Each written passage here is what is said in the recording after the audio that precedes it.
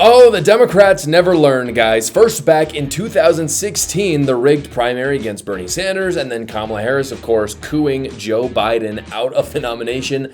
And now this. David Hogg, the vice chair of the DNC, has been ousted after only being in that position for 3 months. Here's what happened, and then I'm going to tell you why I think it happened and kind of break down the politics happening in the Democrat Party right now. As always, guys, please like this video and subscribe so that one day I can afford a hair transplant. With that, so it all started sometime a couple months ago. This is kind of the story, how it goes. A Democrat activist named Kaylin Free basically submitted a complaint to the Democrat Party saying that the election was done wrong. And I'm talking about the election within the Democrat leadership. Who's going to be the chairman? Who's going to be the vice chairman? And essentially the question was, it was a question of gender quotas. That in the election, women had been discriminated against because in the Democrat Party, there has to be a certain amount of men and women in leadership. It's stupid. And the DNC got this complaint and they did nothing about it for weeks. Fast forward a few weeks, and David Hogg basically comes out. This was big on the news for the last couple weeks. He basically came out. He had a PAC he was working with, and he said, hey, this PAC that has millions and tens of millions of dollars is going to donate to Democrats that are going to primary old establishment Democrats who are not doing it anymore. In other words, he's saying, I'm attacking the establishment in the Democrat Party. A lot of Democrats came out and were pissed about this because they were obviously nervous about losing their seats in Congress or in the Senate, for example. Now, this complaint is suddenly being taken seriously yesterday. So this complaint was put in before David Hogg talked about any of this, and no one said anything. But now they're talking about it. David Hogg today has been removed as the vice chairman of the Democrat Party, of the DNC, and he will have to win it back through another election. That's what's happening right now. Hogg has not been silent on this. This is what he said about kind of all of what's been going on, the drama, him being removed. This is according to Fox News. He said, while this vote was based on how the DNC conducted its officers' elections, which I had nothing to do with, it's also impossible to ignore the broader context of my work to reform the party, which loomed large over this vote. I ran to be the DNC vice chair to help make the Democrat Party better, not to defend an indefensible status quo that has caused voters in almost every demographic group to move away from us. The DNC has pledged to remove me, and this vote has provided an avenue of fast track that effort. So, in a stunning rebuttal, basically, Hogg is basically saying DEI is crap. That's what he says in there. He's saying this is just being used as a thing to get rid of me. He's saying DEI is crap. My goal of getting these kind of why does it have to be women and men equal amount in the Democrat Party? He's saying that's stupid, but he's also saying you're trying to take me out because I'm going after establishment and Democrats. Here is a clip of Hogg talking about DEI and how it's stupid on Bill Maher just the other day.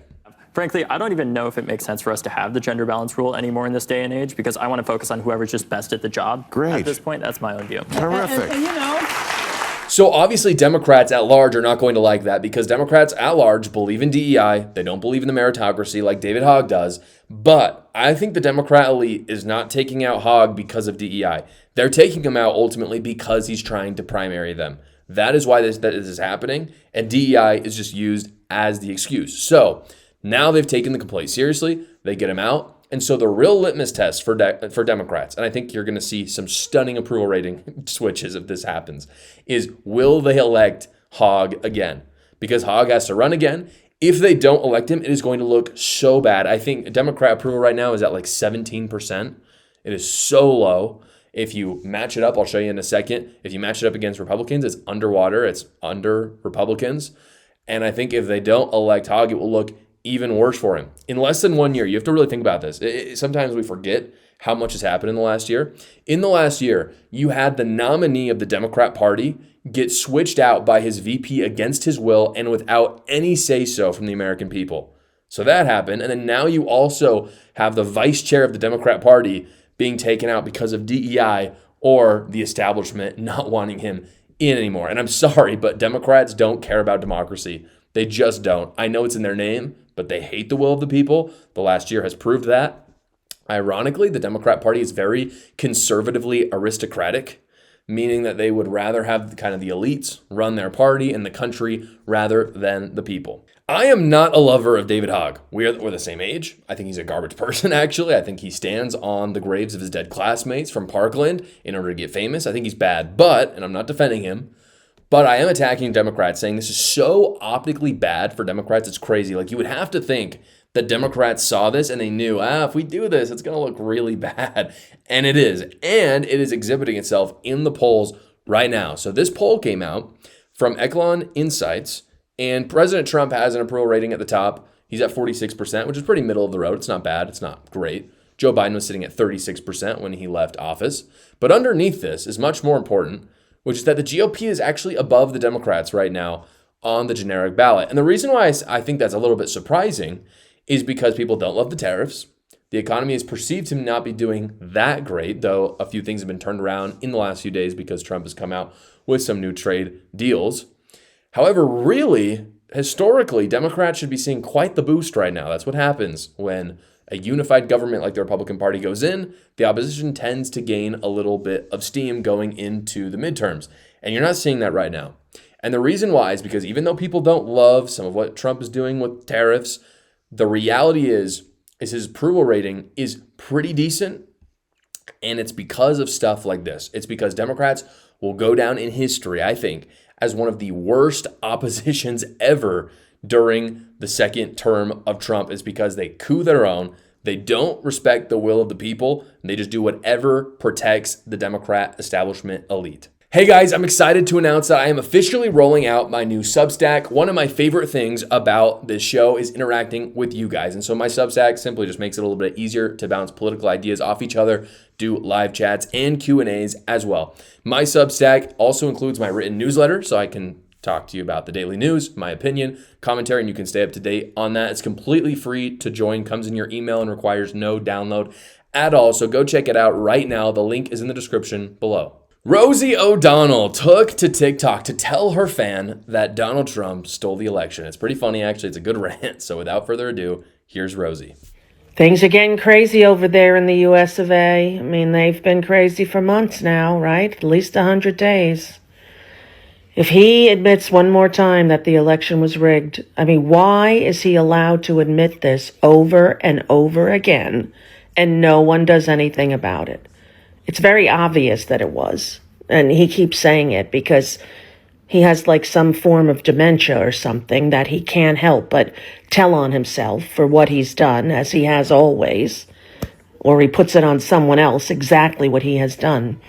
But it's very, very overwhelming. And I can't even begin to talk about the ICE raids and who the hell are these ICE people, and their names are going to come out. And boy, if they could see themselves the way the rest of Americans see them. That would be a wake-up call, don't you think?